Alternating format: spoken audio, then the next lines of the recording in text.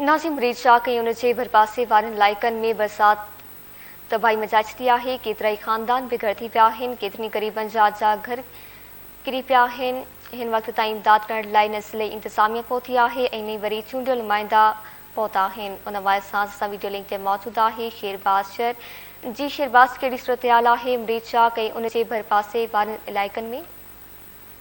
जी बिल्कुल, पूरी सिंध जहाँ मुरीद शाह खे भरपासे वारनि इलाइक़नि में जेको आहे बरसात तबाही मचाए छॾी आहे।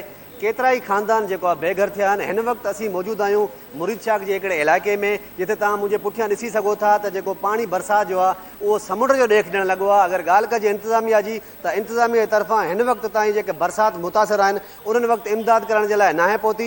उहे बेयारो मददगार खुलियल आसमान हेठि पंहिंजे ॿचिड़नि सां ज़िंदगी गुज़ारण ते मजबूर आहिनि। ऐं उन सां गॾोगॾु मां तव्हांखे ॿुधाईंदो हलां त हितां जा चूंडियल नुमाइंदा तोड़े ज़िले इंतिज़ामिया हिन ग़रीबनि वटि नाहे पहुती। ही बेयारो मददगार खुलियल आसमान हेठि पंहिंजे ॿारनि सां ज़िंदगी गुज़ारण ते मजबूर आहिनि। मुख़्तलिफ़ बीमारियुनि बि कर खयो आहे, जंहिंमें गैस्ट्रो हुजे ऐं उनखे अलावा मलेरिया हुजे। केतिरा ई ॿार जेको आहे बीमारियुनि में वकोड़जी विया आहिनि। ज़िले इंतिज़ामिया हिन वक़्तु जेको आहे चुप जो रोज़ो रखी वेठल आहे। जी।